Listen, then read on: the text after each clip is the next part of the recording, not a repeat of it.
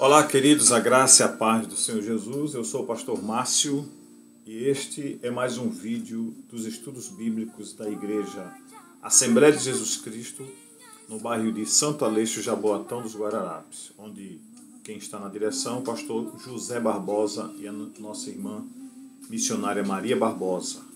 Hoje o BG está diferente, percebeu?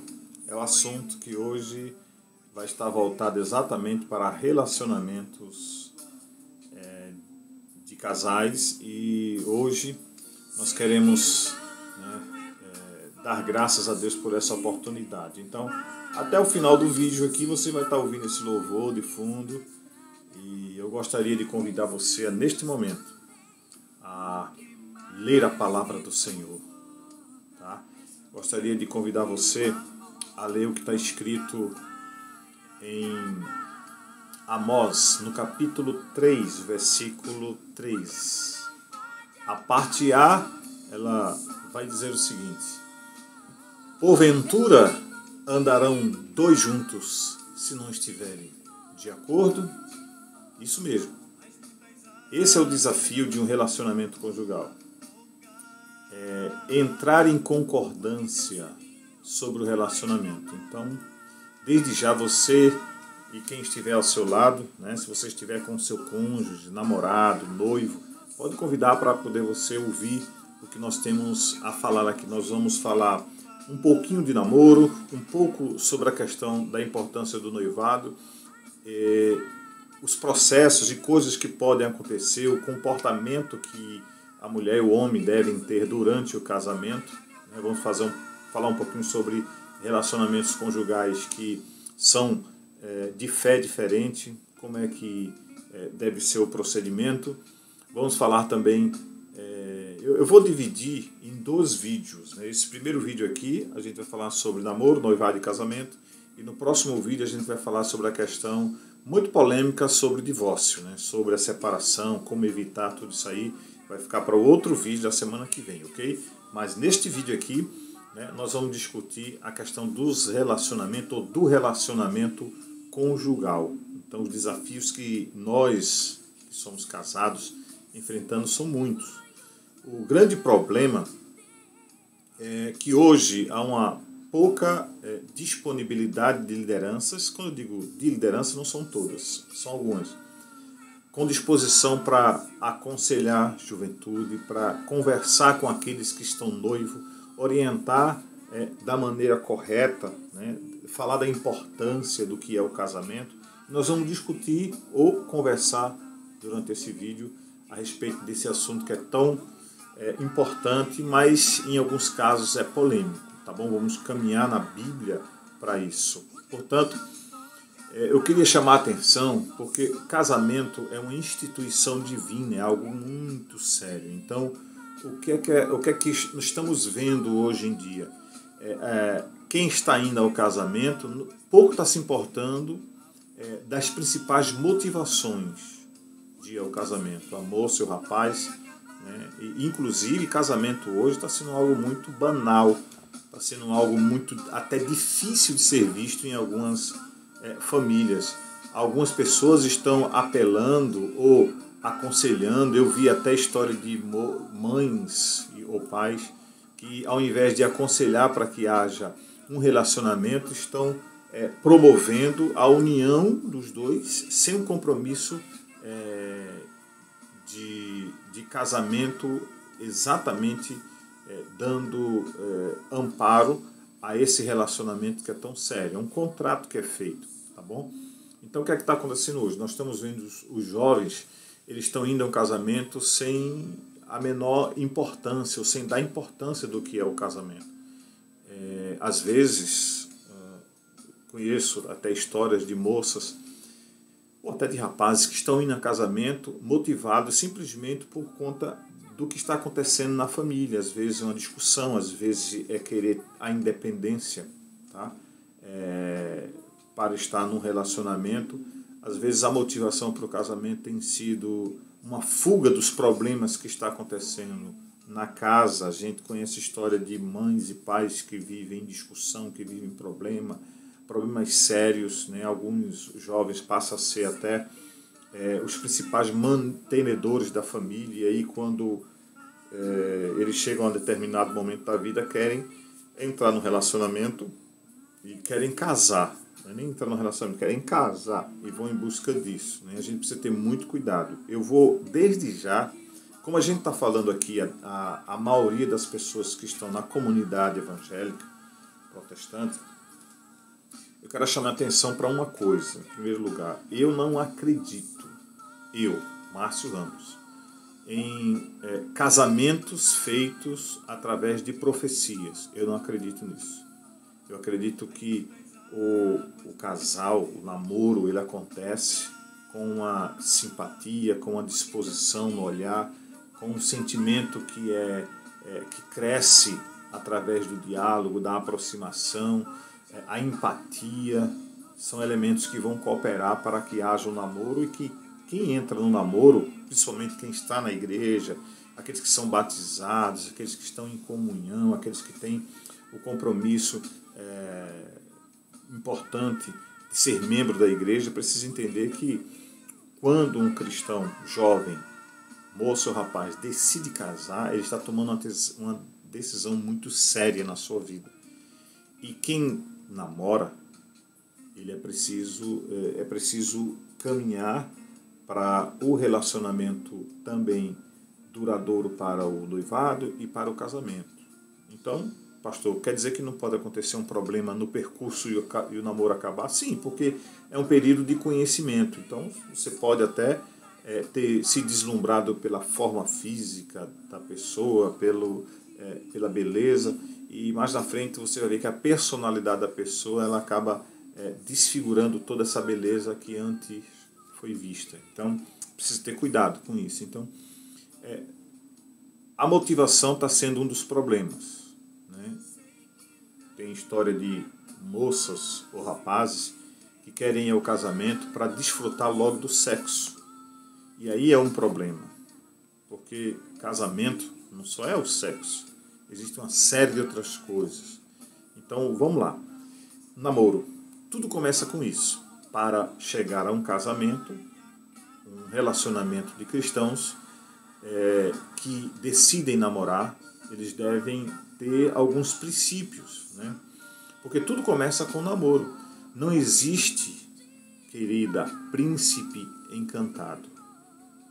Tá? Não existe essa história de que eu estou esperando meu príncipe. Você pode considerá-lo, vê-lo, conhecê-lo, desejar um rapaz belo, bonito e tal, mas 100% é complicado. Então, é preciso entender que no namoro, Deus ele permite que você faça a escolha. Não adianta apenas citar a história de apenas um personagem bíblico, né? Não adianta citar textos para criar uma doutrina em cima disso, onde muitas vezes a visão é muito isolada apenas aquilo que está descrito apenas no Antigo Testamento. É claro que a nossa fé ela também se baseia em muita coisa que está no Antigo Testamento. Acontece que a Rebeca de Jacó, né, me parece que é o único texto que é citado como Deus intervém nessa escolha. Mas se você ler direitinho essa história, você vai ver que a própria Rebeca e o próprio Jacó, eles se sentem atraídos um pelo outro. E a escolha também passa a ser deles e não apenas de Deus, né? Eu acredito que você, moça, você, rapaz, que está orando para que Deus, vamos dizer assim, coloque uma pessoa no seu caminho, na sua vida, para você construir um relacionamento até o casamento, isso é importante, isso deve acontecer, tá? Se submeter também a essa questão de que você precisa entender que a nossa escolha, às vezes, ela pode ser, dependendo de como eu enxergo a minha escolha para um relacionamento, pode ser que isso seja um problema, porque às vezes tem jovens que não se baseiam naquilo que a Bíblia diz, vai na axiologia, vai naquilo que a mãe diz, que o tio diz, que a amiga diz, que o amigo diz, e não pode ser assim. Tem que haver a empatia, tem que haver aquilo que nós chamamos de entendimento, né, de que a pessoa pelo menos simpatizou com a outra. Você não vai entrar num relacionamento onde você não tem a menor simpatia pela pessoa, então, pelo amor de Deus. Então, tudo começa aí, no namoro. O casamento, ele precisa passar por um período do namoro. Acontece que os namoros que nós estamos vendo hoje são namoros que estão começando o relacionamento de forma errada. O namoro é um período do tempo que o casal se conhece. Ele conhece a mãe, ele conhece o pai dela e vice-versa. Os dois podem sim almoçar junto, conhecer a família no almoço, curtir um cinema, curtir um lazer junto, tá bom? Evidentemente que quem é pai de mulher, né, de jovem, sabe que a moça ela precisa ser, de certa forma, acompanhada. Está indo para onde, está indo com quem, que hora volta, horário para ir, horário para voltar, tudo dentro de um padrão, vamos dizer assim, ético e moral, para que a moça ela não passe a ser instrumento de zombaria, de piadinhas, de anedotas de outras pessoas. É preciso ter muito cuidado, porque Satanás ele tira proveito nessa situação. E claro, você, rapaz, que está me assistindo, é preciso você lembrar que você não vai simplesmente namorar com essa moça e mexer com a parte emocional dela e deixar ela, vamos dizer assim, sensível a ponto de querer oferecer algo mais nesse relacionamento que é apenas de conhecimento. Pode abraçar, pode beijar, não tem problema nenhum, tá bom? O problema é avançar, o problema é ultrapassar esse limite. Então, muito cuidado, porque no namoro, Satanás ele pode criar armadilhas para fazer com que esse casamento ou esse namoro tenha consequências terríveis. Não é novidade para você nem para ninguém, a gente está cansado em ver moças grávidas, ainda adolescentes, os rapazes às vezes caem fora, ela fica aí à mercê, traz consequências para ela, para um futuro de trabalho, para um futuro relacionamento, traz consequências para os pais dela, que são os avós, porque a partir de então vai ter que cooperar com a educação dessa criança que nasceu na adolescência, vítima de do que a Bíblia chama de fornicação, e é preciso ter muito cuidado. Casamento é coisa séria, namoro é coisa séria, e sexo antes do casamento a Bíblia chama de fornicação. Para você ter uma ideia, eu queria que você abrisse a sua Bíblia no capítulo 7 de Provérbios. Nós vamos ler um texto grande, não se preocupe não, porque é importante que nós tenhamos bastante cuidado no que a gente está falando aqui. Eu estou tendo a maior paciência do mundo para lhe falar isso aqui, porque eu sei que é um assunto muito sério e que caminhar na Bíblia apenas por caminhar, né, ler apenas por ler, não é uma coisa interessante. Nós estamos procurando falar de algo aqui que é muito importante para ser discutido, né, falado às pessoas da importância. Olha só o conselho do sábio Salomão a respeito disso. Filho meu, guarda as minhas palavras e esconde dentro de ti os meus mandamentos. Guarda os meus mandamentos e vive.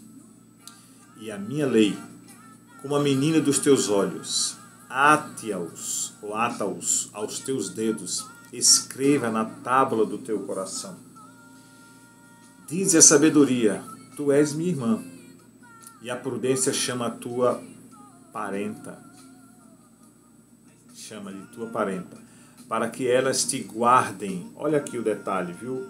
Você que é rapaz, da mulher alheia, da estranha, que lisonjeia com as suas palavras.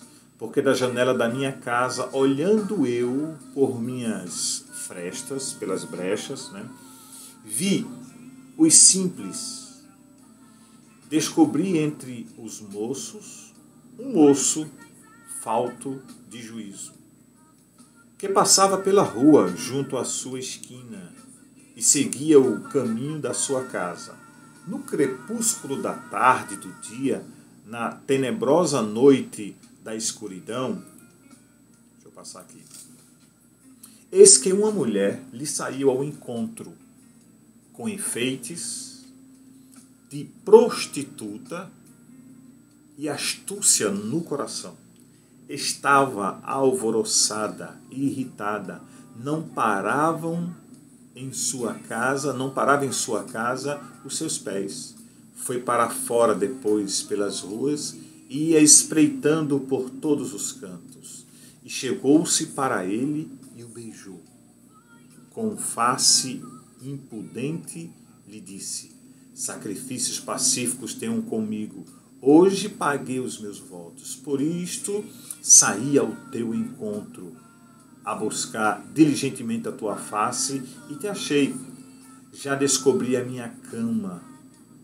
Veja o detalhe aqui, ó. Aqui é uma prostituta que se oferece a um rapaz, né? E o versículo 16 diz: já descobri a minha cama com cobertas de tapeçaria, com obras lavradas com linho fino no Egito. Já perfumei o meu leito com mirra e aloés e canela. Vem, olha o convite que ela faz, vem, sacia-nos de amores até amanhã.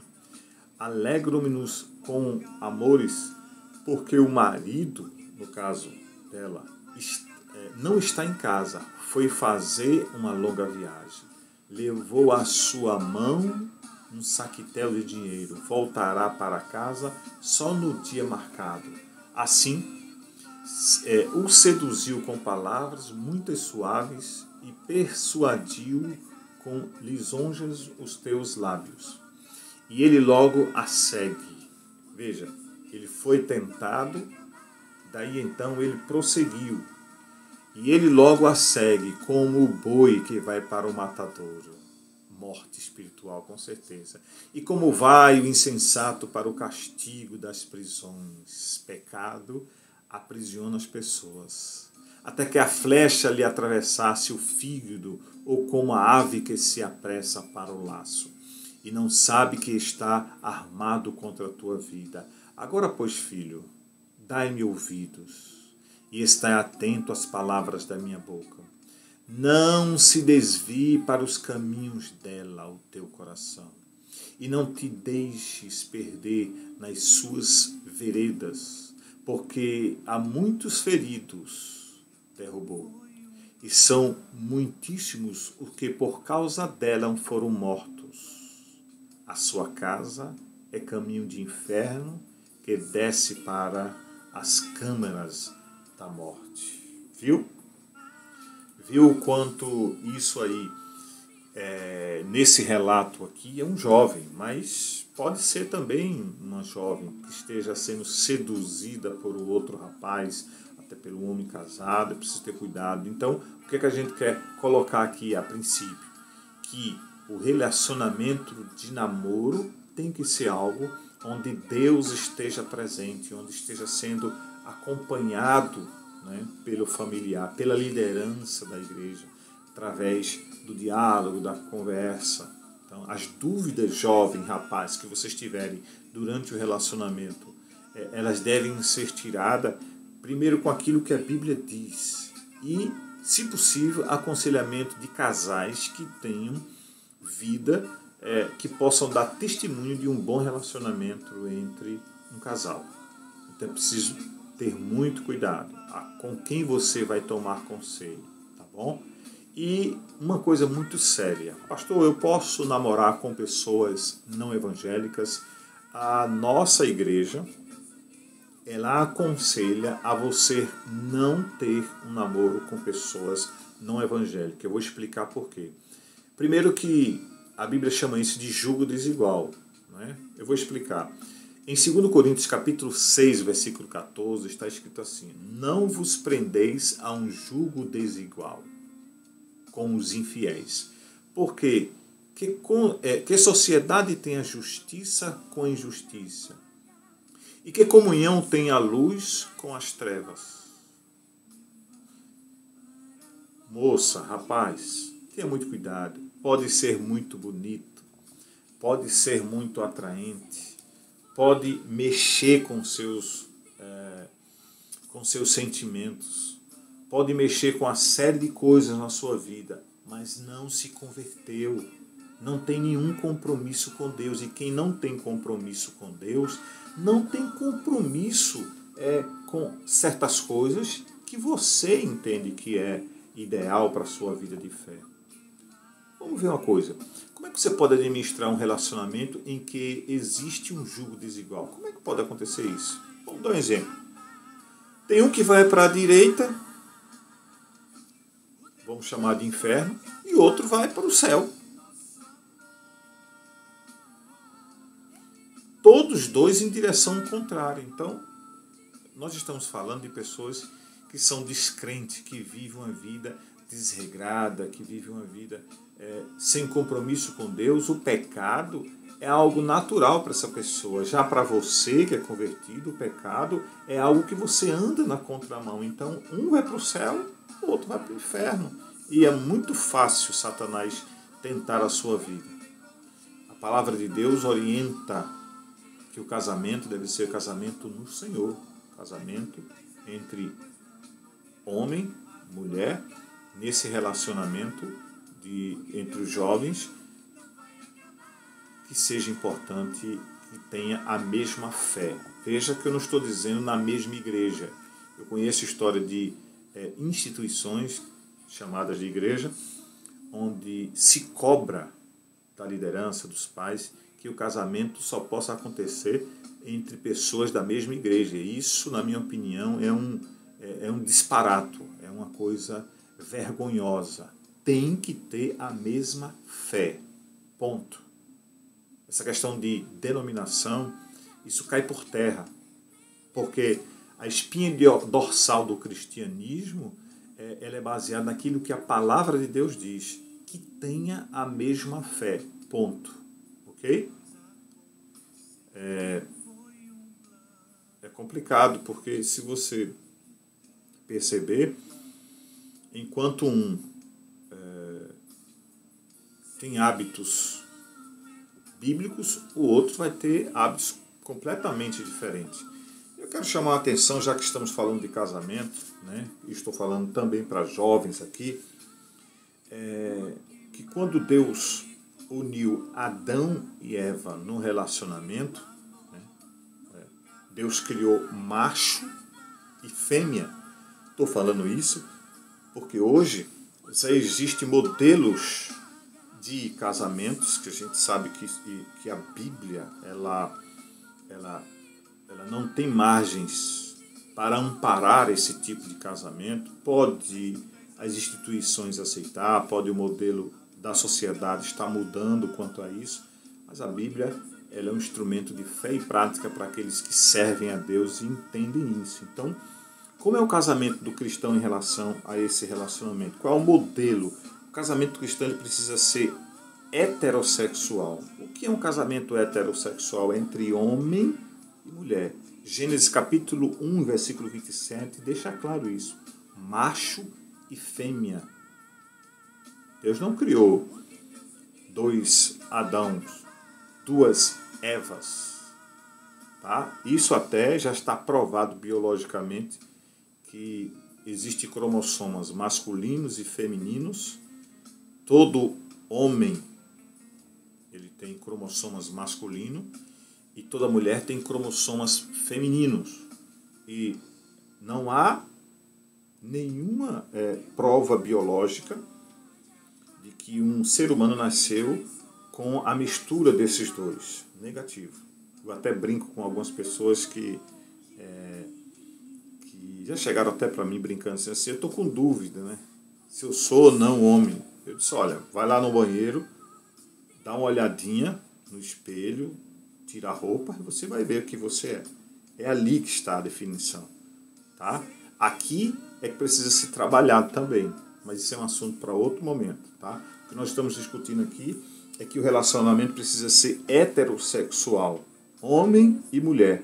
Ele precisa também ser monogâmico. O que é um casamento monogâmico?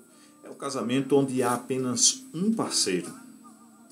E aqui está uma armadilha que Satanás está criando hoje em dia. Vejam o que eu vou lhe dizer aqui, para depois dizer que eu falei de maneira errada ou equivocada. E se isso aconteceu, até me retrato depois. Porém, é preciso lembrar que o casamento monogâmico, ele é um casamento entre um homem, uma mulher, pronto, acabou. O que está acontecendo hoje? A gente sabe que casamento ele é lavrado com testemunhas no cartório, na igreja é feita a parte cerimonial religiosa, mas hoje as pessoas estão criando um modelo de relacionamento sem nenhum compromisso em cartório, sem nenhum compromisso, e existe um outro modelo chamado união estável, em que existe a possibilidade de que esse casal, vamos falar do homem, que é o mais comum, o homem resolve ter um relacionamento extraconjugal fora, ele traiu a esposa, está tendo um relacionamento fora do casamento. Às vezes existem casos que passam anos com esse relacionamento. Essa outra criatura que se relacionou com esse homem, ela passa a fazer algumas exigências e aí a lei brasileira está até permitindo que este homem possa ir no cartório e, junto com essa mulher, lavrar um termo de união estável, ou seja, é a união entre homem e mulher, e hoje até está existindo outras coisas aí, e aí fica o casamento com a esposa do primeiro casamento e uma outra mulher fora do casamento. Isso às vezes acontece até o contrário. E aí, o que é casamento? Casamento é isso, é monogâmico, casamento não é um trio de relacionamento. Casamento é homem e mulher se unindo e os dois passam a ser parceiro. Tá bom? Deus uniu Adão e Eva. Não houve a terceira figura para entrar no relacionamento. Só você dar uma olhadinha lá em Gênesis capítulo 2, versículo 24. Ok? Uma outra coisa que é importante saber sobre o casamento é que o casamento ele é monossomático. Eu peguei isso aqui para trazer para vocês. A questão do monossomático é quando o casamento ele precisa haver depois do casamento, depois do que é lavrado no cartório, depois da bênção que é dada pela liderança na instituição religiosa, essa união ela passa a se tornar uma só carne. Os dois passam a ser uma só carne. A união de um homem e de uma mulher, quando eles se unem na conjunção carnal, tá bom? Passa a haver, a partir dali, uma só carne, ou seja, há uma responsabilidade muito grande quanto a isso, ok? E aquilo que é muito importante também sobre casamento, no plano de Deus, tá? Eu vou repetir aqui, ele precisa ser heterossexual, monogâmico, monossomático e precisa principalmente ter a certeza, o casal precisa, quando for o casamento, precisa ter ideia de que o casamento, ele é indissolúvel. Ou seja, a ideia do casamento é para que até que a morte os separe.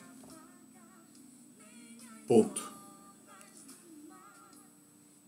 O que pode acontecer durante o relacionamento, em último caso aí, que é o assunto do próximo estudo, eu estou falando de casamento, eu vou me aplicar a esse momento, mas as consequências que podem acontecer, os problemas que podem acontecer durante o casamento, nós vamos discutir no próximo estudo, tá bom? Porém, essa é a ideia de Deus para o casamento, que seja até que a morte o separe. Pois bem, passou o período do namoro, entrou o período do noivado, é o período em que os noivos eles vão fazer um novo compromisso, convida a família, às vezes no jantar, às vezes no almoço, às vezes numa cerimônia confirmada até na igreja, pede a oração da liderança da igreja, a oração da igreja a fim de que Deus possa estar os livrando, os protegendo. É importante nós sabermos que nesse período é o período onde o casal ele vai se conhecer mais, vai se aplicar a um conhecimento melhor do que vai acontecer no casamento, é o período que a liderança da igreja chama para fazer aconselhamentos. Eu recomendo a esposa da liderança aconselhar as meninas, o pastor aconselhar os rapazes, e às vezes isso pode ser feito junto também, tá bom? Mas quando o noivado está selado, é o período do casal trabalhar a casa, os móveis dessa casa, os planos para mobílias, os planos para a construção. Eles vão viver esse momento para quando casar, ter casa. Vá por mim. Quem casa, o ditado diz que é casa, e de fato é. Tá certo? Eu sei que a casa da sogra é grande, eu sei que é possível, né? Não sei, mas é possível que a casa da sogra seja grande, essa coisa toda, mas o bom é você morar na sua casa. Preste muita atenção no que eu estou falando, porque esse conselho aqui, ele é importante para você. Case e procure ter a sua casa. Trabalhem juntos para isso, tá bom? Nesse período, muito cuidado. Noivado não é o período de se conhecer sexualmente, porque ainda neste período é fornicação, tá bom? Tenha cuidado. Sexo é para depois do casamento. Muito bem, casou. Aí eu quero agora pular para noivou, e aí depois do noivado, claro, vai ter a data do casamento, marca, sonha até lá, tá bom? Eu não vou aqui entrar nos detalhes, né, que a gente, às vezes, numa palestra pessoal com as moças, os rapazes, a moça e o rapaz para o casamento, eles estão cheios de expectativa, de dúvidas, tá? Eu até brinco com alguns dizendo assim: ô moça, te atavia, te cuida, tu vai para uma conjunção carnal depois do casamento, tu vai conhecer o que é o sexo, então te atavia, te prepara. O rapaz também, para que ela não se decepcione. Faça um asseio corporal, se perfumem para o momento precioso do casamento, tá? Bom, casou, tá na bênção, mas às vezes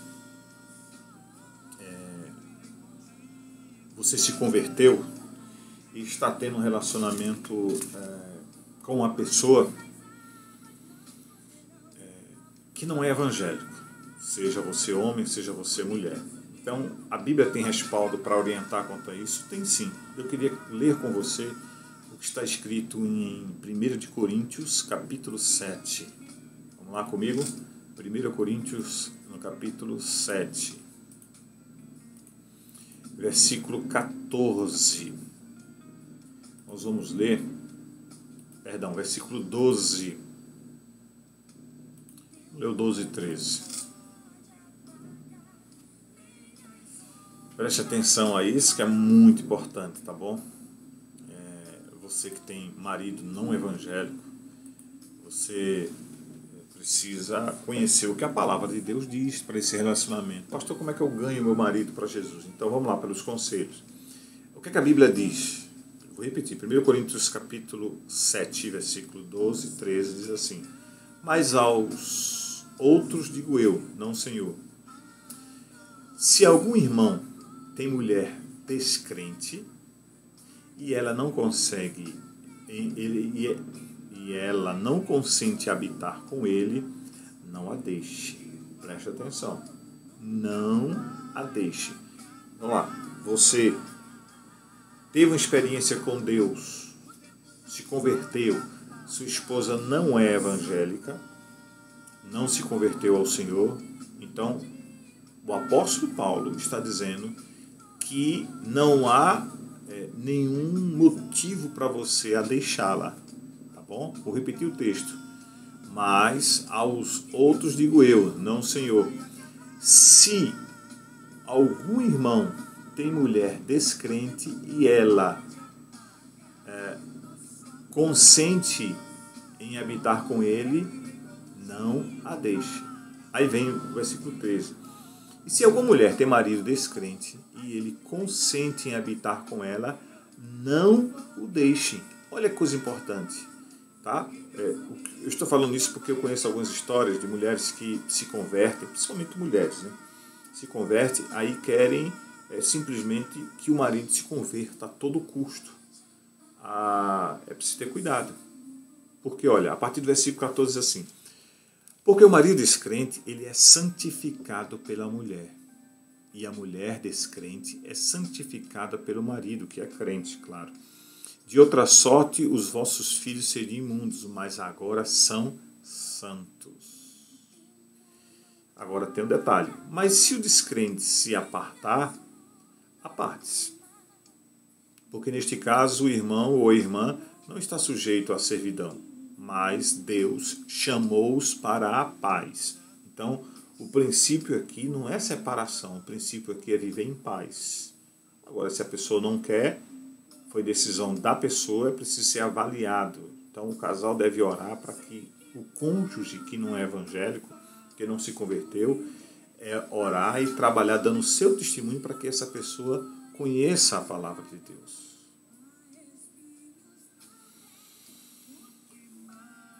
Versículo 16. Porque de onde sabes, ó mulher, se salvarás o teu marido? Ou de onde sabes, ó marido, se salvarás a tua mulher? Assim cada um ande como Deus lhe repartiu, cada um como o Senhor o chamou. E o que ordeno é o que ordeno em todas as igrejas. É o que o apóstolo Paulo diz. Preciso ter cuidado com isso. Então, primeiro detalhe. Se ele consentir, a união não deve ser desfeita. É o que está escrito aí. Porém, o salvo, ele deve estar consciente das dificuldades que vai acontecer, claro. Lucas capítulo 12, versículo 52 diz assim: porque daqui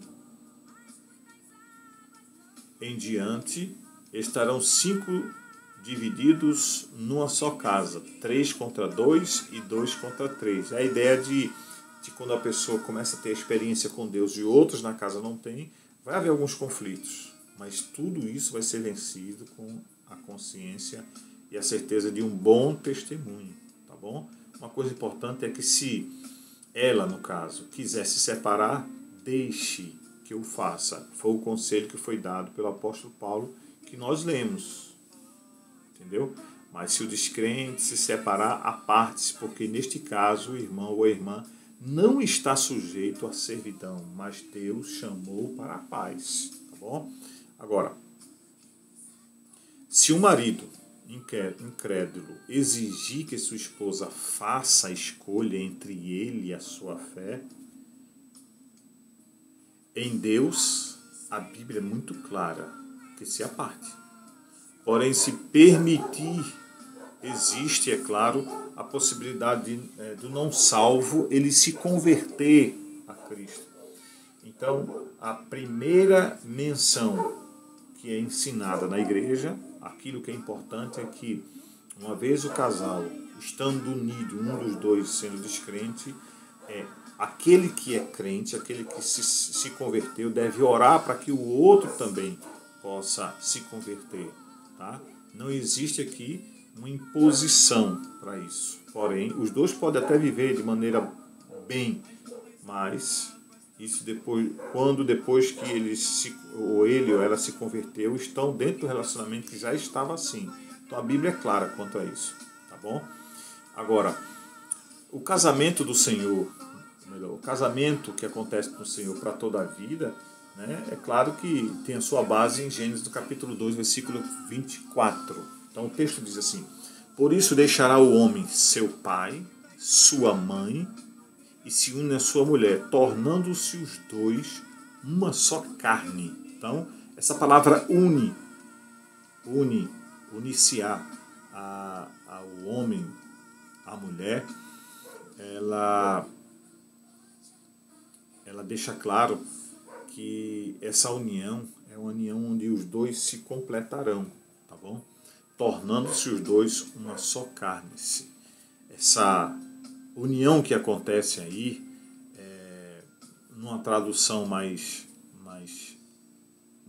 clara para nós, é a ideia de colocar cimento, de prender, de aferrar-se, de aderir um ao outro, de unir-se, né? de ligar-se entre si de maneira firme, de aumentar, né, a união entre o homem e a mulher.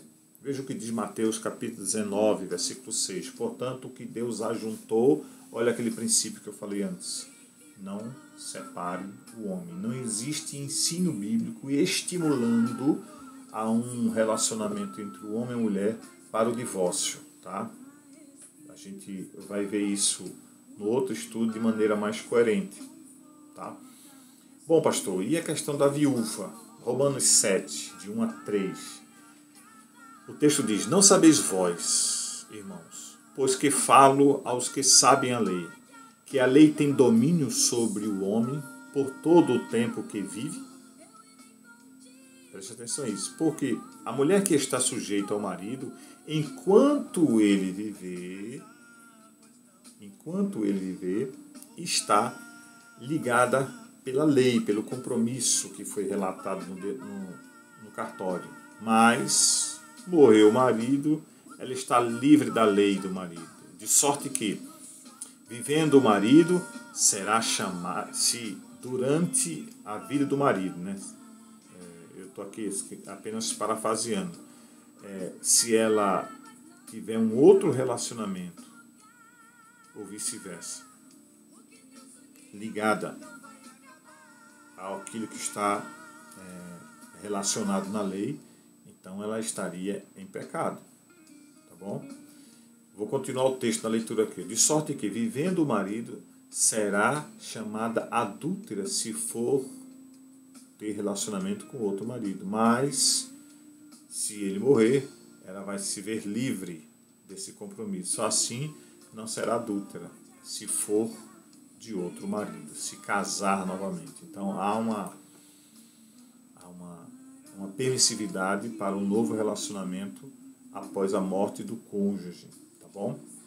É muito bom lembrar também o que Paulo diz em Efésios, do capítulo 5, do 22 ao 23, ele vai falar sobre as bases de um bom relacionamento feliz, de um relacionamento entre um casal. Você pode ler com mais cuidado, tá bom? Então, a primeira coisa, do versículo 22 ao 24, vai falar sobre submissão. A mulher submissa ao marido. O outro elemento que aparece nesse relacionamento é o amor. Os versículos 25 e 28 vão dar conta disso, tá bom? E a terceira coisa que aparece para os dois é o caso de honrar, respeitar um ao outro como deve ser, tá bom? Respeito acima de tudo. Bom, amados, eu sei que há problemas durante o relacionamento, mas o que é que o teu cônjuge, estou falando agora para aqueles que já são casados, deve esperar de você? O que é que se espera de uma outra pessoa durante um relacionamento de casamento? Primeiro, que haja amor verdadeiro, amar de verdade, comprometimento sério, tá bom? Muitas vezes é bem possível você ter um marido, geralmente são os homens, né? Eles, na grande maioria, têm muitas dificuldades, assim, eu te amo e tal, mas você vai ver através das suas atitudes que elas vão denunciar se ele ou ela te ama realmente ou não. Então, amor verdadeiro, que não seja fingido, tá bom? Uma outra coisa que o cônjuge espera de você é que você priorize o seu relacionamento, o seu casamento. A gente vê que tem muitos jovens que vão ao casamento, mas querem manter a vida de quando era jovem. Então mudou algumas coisas, tá? Você vai ter lazer, você pode bater uma bola com os amigos, você pode rever pessoas, mas, se possível, chame sempre o seu cônjuge para que ele possa também partilhar desse momento com você, tá bom? Uma outra coisa que as mulheres reclamam muito é que o marido seja líder na sua casa, ter voz ativa, né? Não com imposição, mas com concordância, tá bom? É muito ruim quando a gente sabe que algumas mulheres reclamam que elas muitas vezes dizem assim: se não foi eu que decidi, não está decidido. Então, reclama que às vezes o homem é omisso nas suas responsabilidades. Então, ao homem foi dado por Deus a missão de ser provedor da família. E quando ele não é omisso nessa relação, tá bom? Gera complicação. Bom, na prática, o que é isso? Bom, tem algo para ser decidido, tem uma coisa para resolver com o vizinho, uma reclamação que tem que ser feita, chegou alguém para falar, deve procurar primeiro o marido, tá? O líder, ele sempre toma decisão, ele toma a frente das coisas, mas em concordância com a esposa, tá bom? Tudo isso, essa liderança, liderança que o homem tem sobre a mulher, dada por Deus, ela tem que ser feita, é claro, com amor. Tá lá, meu irmão, tá lá. O marido que ama a sua esposa, ele não vai agredi-la, né? Lê a carta de Efésios, do apóstolo Paulo aos Efésios, do 22 ao 33, você vai ver os detalhes interessantes, tá bom? Tem uma coisa muito interessante, que o outro cônjuge sempre vai esperar de você, o viver de forma de entendimento. É um desafio, meu irmão, não é fácil. Não é fácil, né? Buscar a concordância naquilo que vai fazer, sempre vai ter os desafios de discordar de uma coisa ou de outra, mas tem uma palavra muito, muito boa na questão do relacionamento que chama-se consenso. Tem que haver um consenso, vai ter um momento que os dois ou um só vai ceder, mas vai ter que entrar no consenso, tá bom? Tem algo muito importante que quem mais reclama isso são as mulheres. Diálogo, conversa. Complicado, né? Você chegar em casa, não dá uma palavra com sua esposa, ou o contrário, passa, janta, come, se fala por código, né? Ou então chama o filho. Diz a tua mãe que faça isso, isso e isso. Diz a teu pai que faça isso e isso. Isso não pode acontecer, tem que haver o diálogo. Quando o diálogo no relacionamento ele se rompe, ele se perde. Eu sei que tem momento que você discute e se chateia, mas quando o diálogo no relacionamento ele se rompe, se perde, então tudo vai cooperar para problemas surgirem. E Satanás, ele com certeza vai tirar proveito dessas situações. Então, nosso conselho aqui, e aquilo que se espera de um cônjuge no relacionamento, é que haja diálogo, conversa, tá bom? Veja o que diz Tiago, capítulo 1, versículo 19. Portanto, meus amados irmãos, todo homem seja pronto para ouvir e tardio para falar, tá bom? Tardio para se irar também. Coisa importante, falar, ouvir e compreender são coisas que estão inerentes, que Deus colocou no homem, né? E que Ele colocou somente no homem com esse privilégio. Né? Os animais têm suas formas de comunicação entre eles, mas para o homem é coisa importante, tá bom? Não estou entendendo, tá assim, vou dar aqui alguns exemplos, que elas, principalmente elas, esperam muito.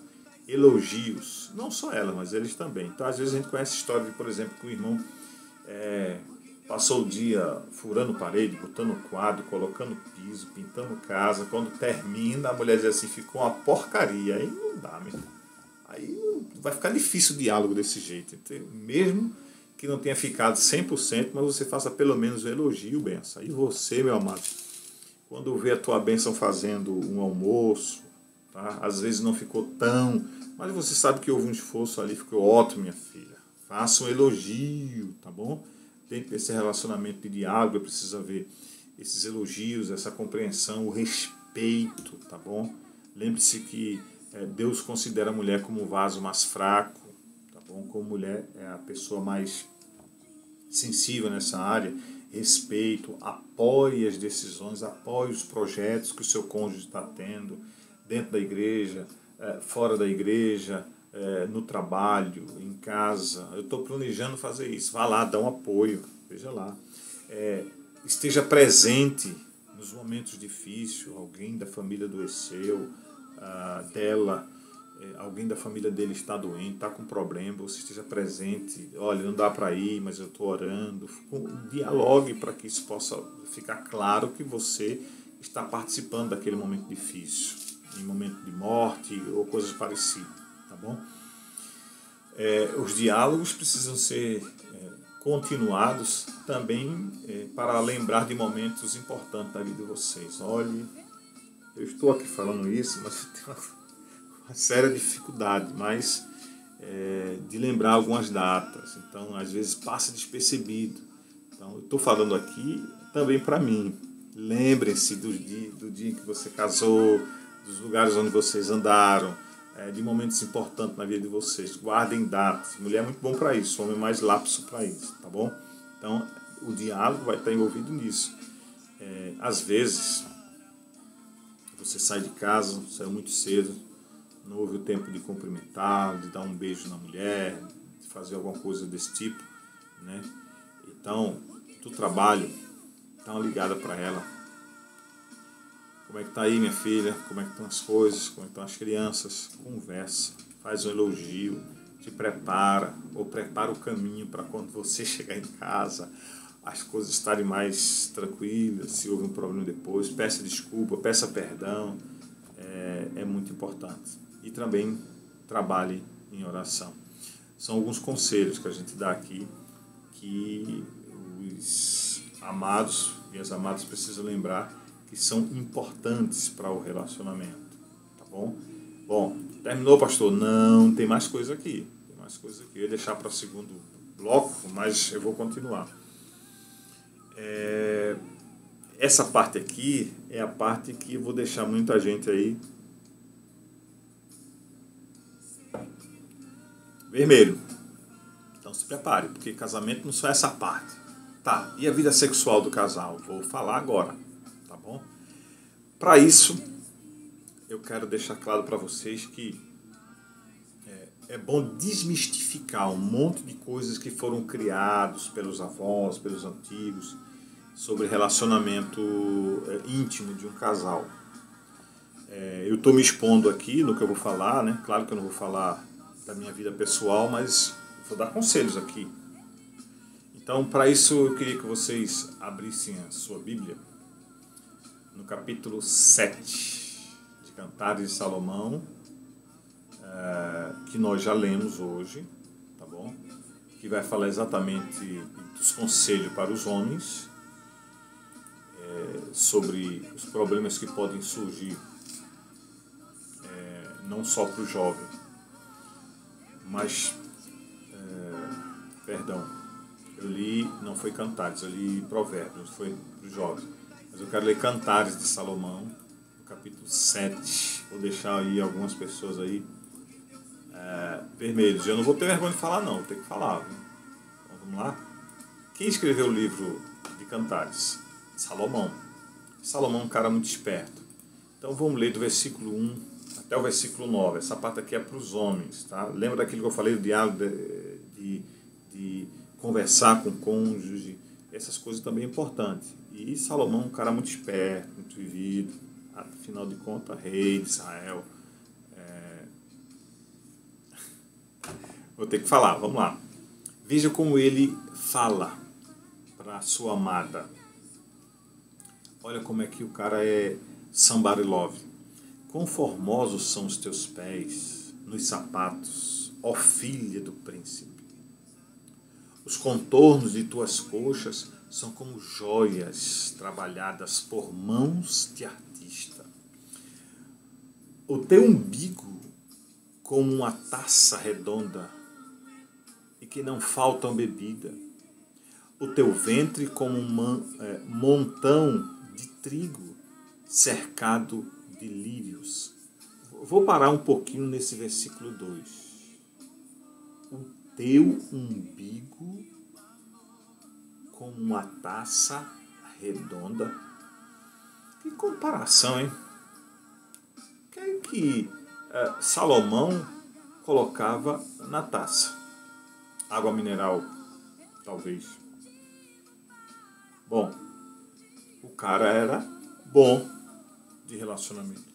E para ele ver o umbigo da santa, ele teve que tirar a roupa da santa. Eu estou falando isso, gente, porque eu conheço história de casais que são muito fanáticos, que está encoberto por uma religiosidade e acha que o sexo é algo só para reprodução. O sexo também é algo para ser trazido prazer para o casal, tá bom? E aí tem histórias de casais que vão ao casamento, aconselhados não sei por quem, e que inventam de fazer apenas um buraquinho lá, no lugar que vai ser necessário da roupa, para ter a conjunção, e não conhece o corpo do cônjuge. Salomão, cara desenrolado aqui. O teu umbigo Ele comparou uma taça redonda e que não faltava bebida. Meu amado, como é que se bebe um líquido no umbigo, hein? É virando assim, é? Pelo amor de Deus, eu preciso ser mais claro. Eu disse que ia deixar você vermelho, não disse? Olha só, no versículo 3 ele diz assim: os teus 2 seios são como os filhos das gêmeas da gazela. Ele viu ou não a santa descoberta?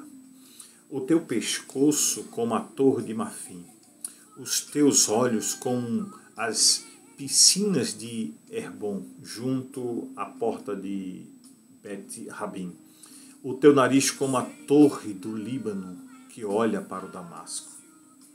A tua cabeça sobre ti é como um monte Carmelo, e os teus cabelos da tua cabeça são como a púrpura. O rei está preso nas galerias. Quão formosos são e aprazíveis és, ó amor, em delícias. A tua estatura é semelhante à palmeira, e os teus 2 seios são semelhantes a cachos de uva.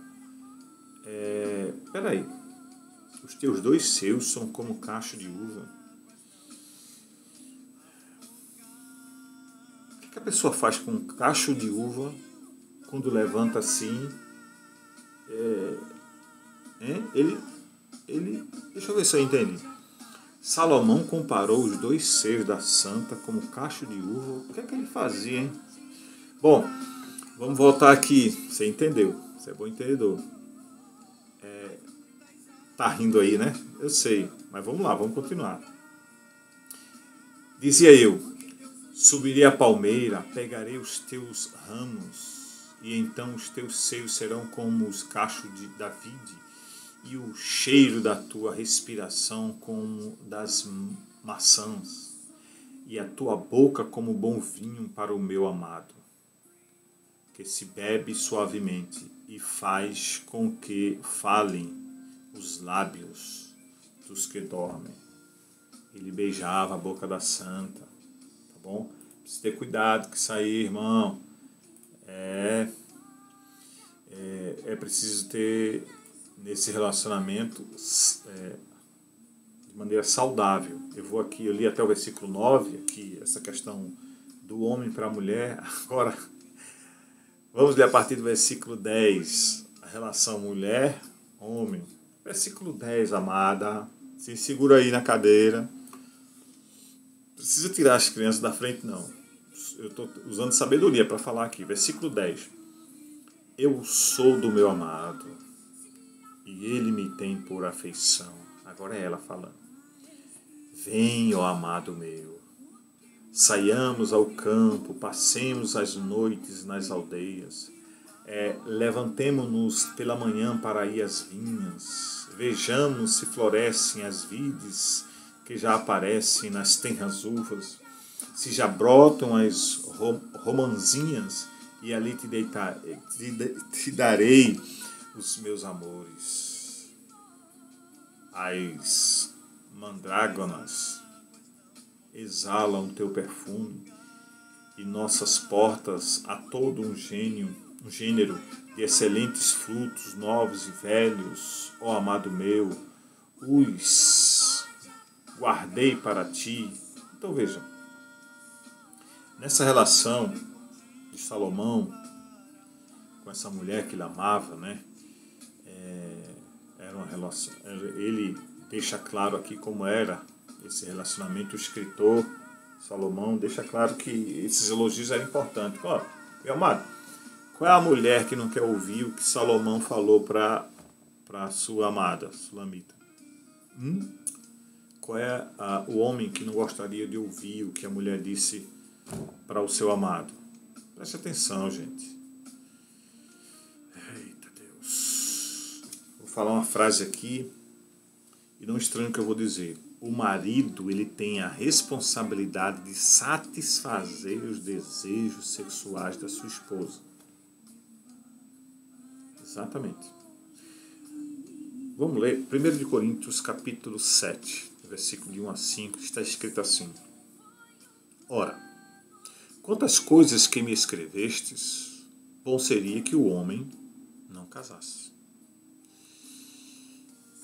Com uma mulher, não casasse não tocasse, perdão, em mulher, mas por causa da prostituição, claro que o homem vai sempre sentir esse desejo, é uma escolha que ele faz, ele pode ou não cumprir o celibato na vida, isso aí é indiscutível, tá? Mas por causa da prostituição, cada um tem a sua própria mulher e cada uma tem o seu próprio marido. Agora vem algo sério aqui nesse texto de 1 Coríntios 1 assim.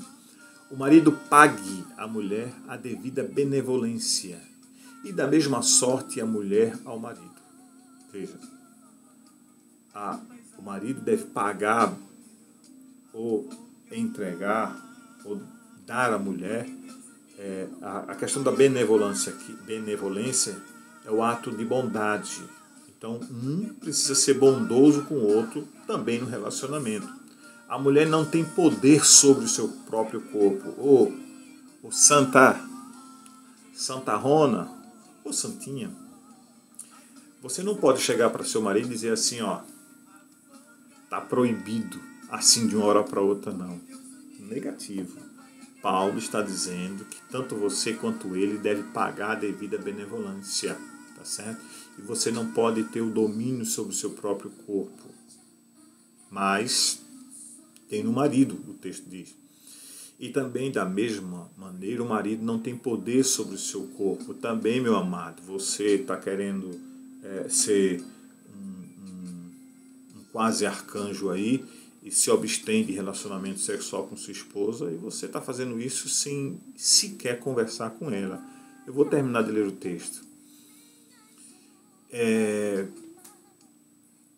O texto continua dizendo, mas tendo na mulher, não, olha aí minha irmã, não vos priveis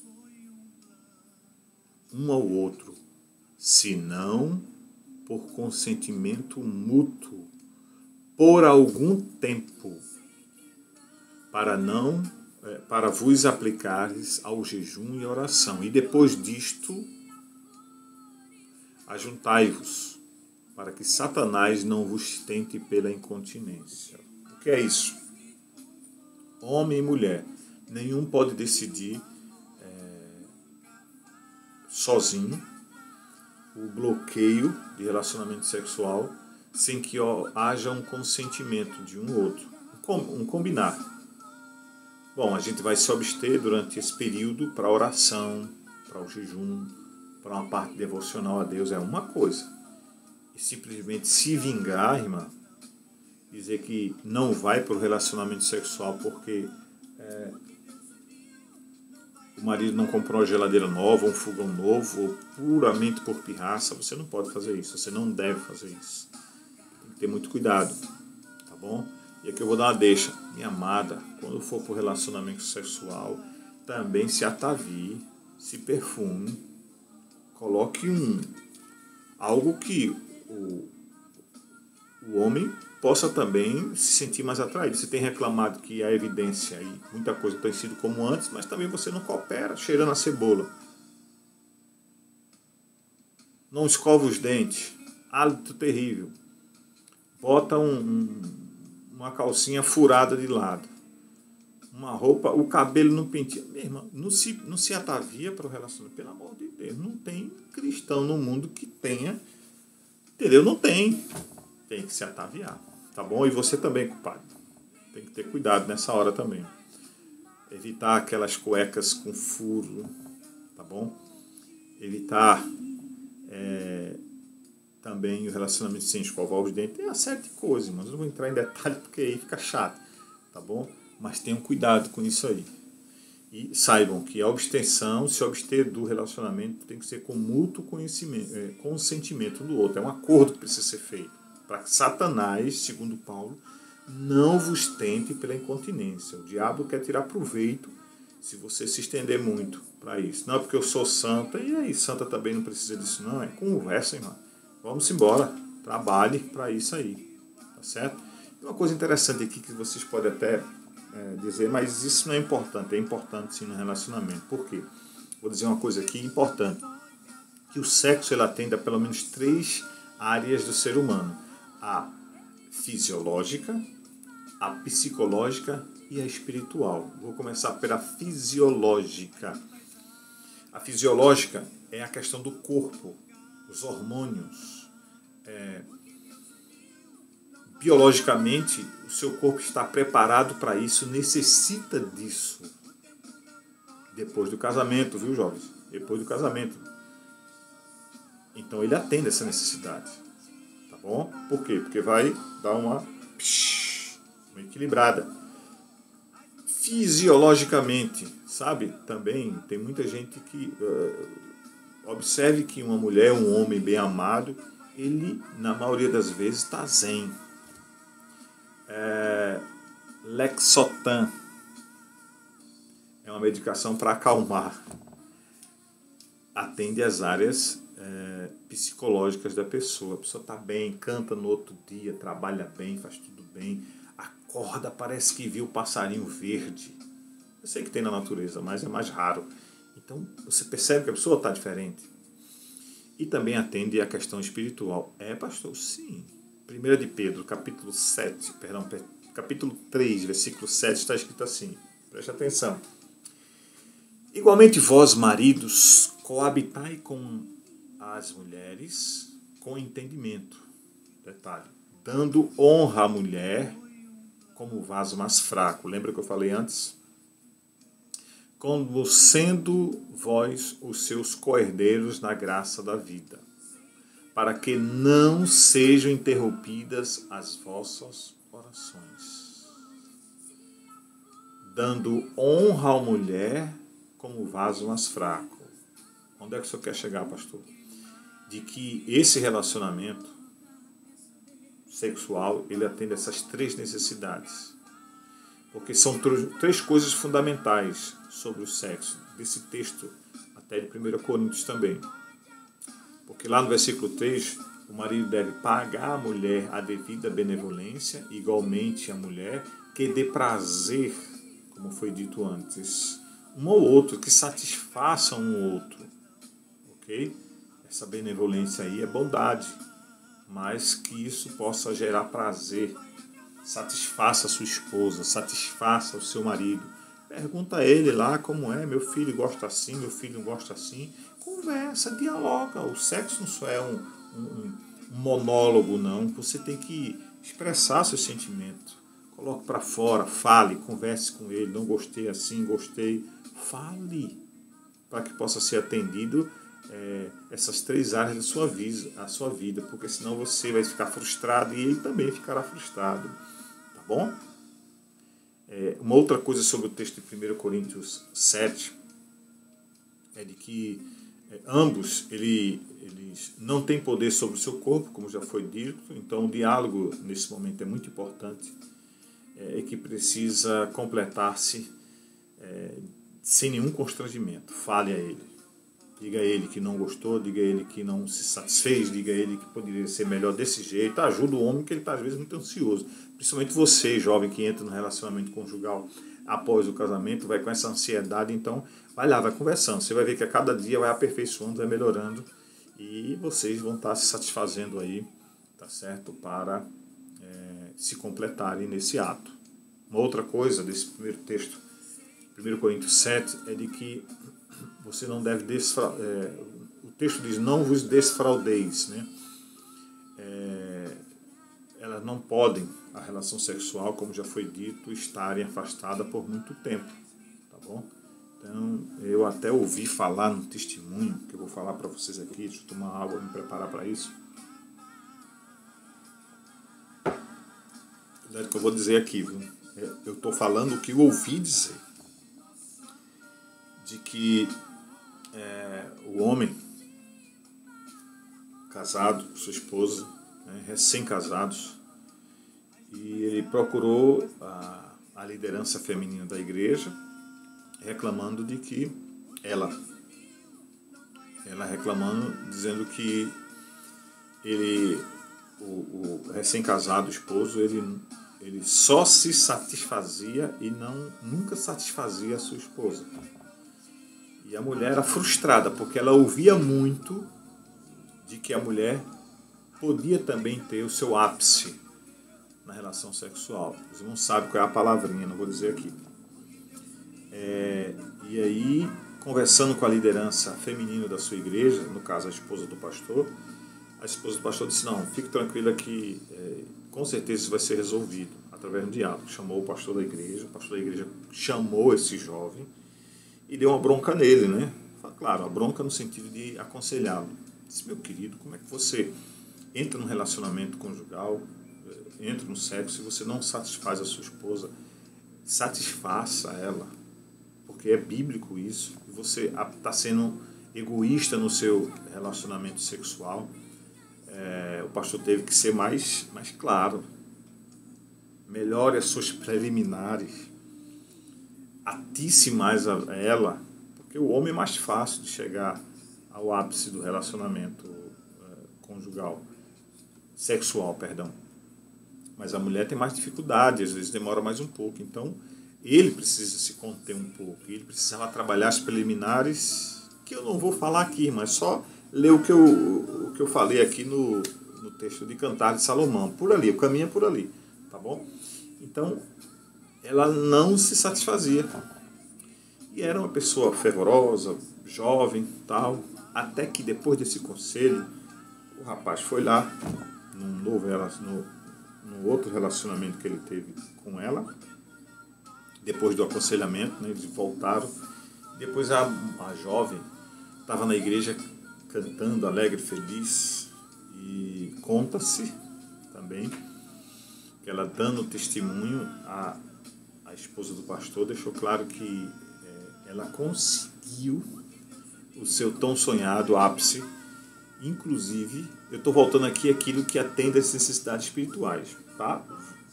Você queira acreditar ou não, mas isso aconteceu com essa garota. Durante o seu orgasmo, ela conseguiu falar línguas. E aí? Uma coisa não tem nada a ver com a outra? Ou não? Atende às necessidades também espirituais. Falou. Foi uma forma de ela dar glória a Deus por aquilo que tinha conseguido. Uma bênção de Deus. Então, tenha muito cuidado. E aqui eu vou encerrar falando sobre algumas dificuldades. Ou melhor, alguns obstáculos à felicidade de um casal no seu relacionamento sexual. Essa aqui vai algumas dicas, tá? Primeiro, isso pode dificultar, isso pode atrapalhar o seu relacionamento íntimo. Você às vezes faz muita crítica e faz pouco elogio. Elogie mais e evite a crítica. Elogie mais, tá certo? Tenha muito cuidado com os ressentimentos que ficam acumulados. Isso pode atrapalhar também a vida de um casal, a ponto dele não ir.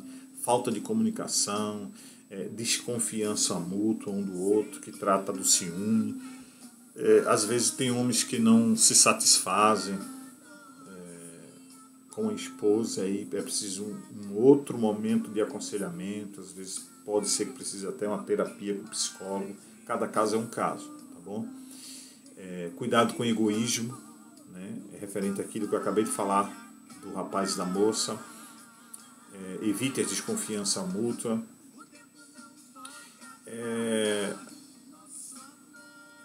Eu tenho que falar isso.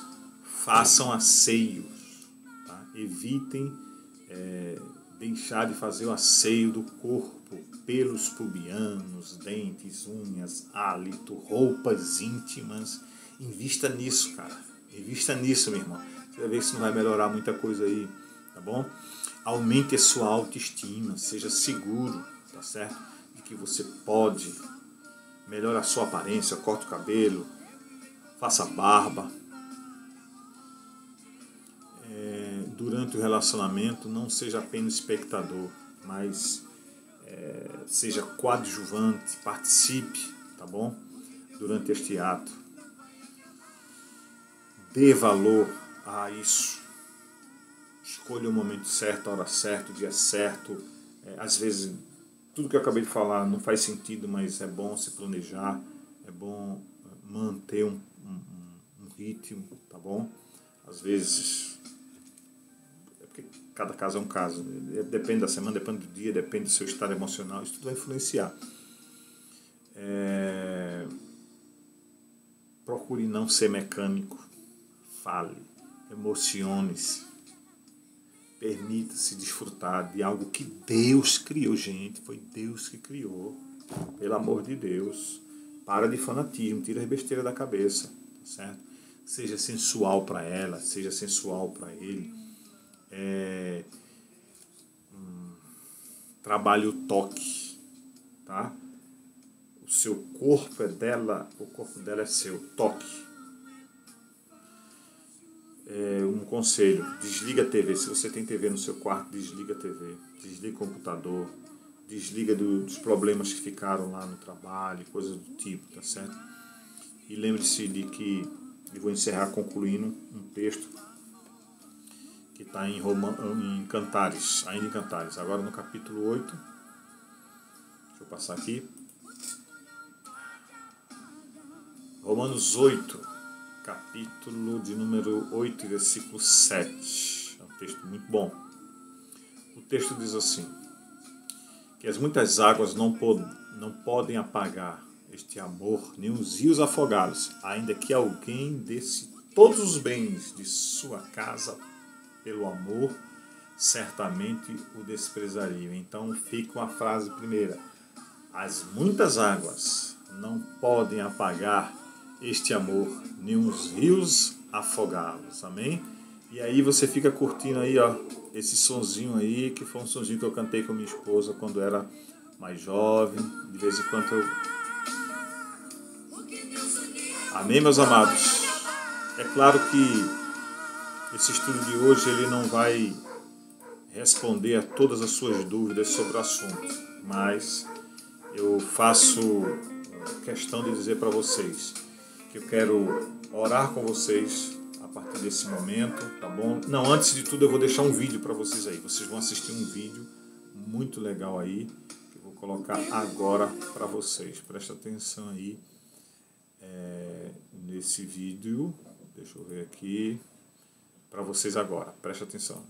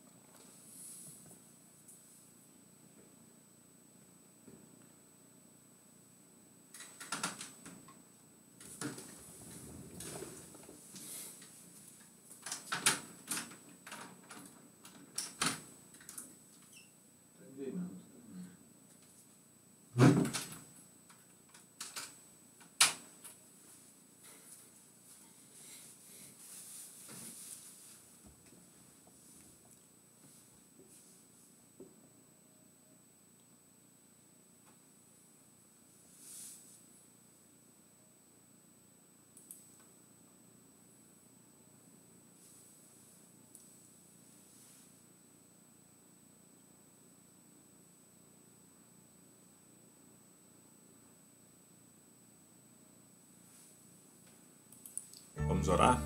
Pai querido, maravilhoso, nós queremos te dar graça por este momento. Nessa oração, Senhor, o Senhor possa estar atendendo as necessidades de casais, relacionamentos que estão sendo desfeitos, pessoas que estão sendo acometidas pela influência maligna, desconforto, ausência de responsabilidade. Nossa oração agora é para que o Senhor possa estender as tuas poderosas mãos, que esse relacionamento possa estar sendo fortalecido. Abençoa-os de maneira poderosa, de forma que cada um deles e elas possam sentir-se cada dia mais fortalecidos com a tua palavra, que essa palavra de hoje possa ter sido instrumento de bênçãos para aqueles que estão nos assistindo. A nossa oração é que o teu milagre possa vir sobre esse casal. Coopere para que esse momento seja oportuno, para que haja perdão, reconciliação, que haja sentimento mútuo, diálogo, Essas coisas são importantes. Ficamos aqui acreditando no poder da tua palavra, em nome de Jesus Cristo.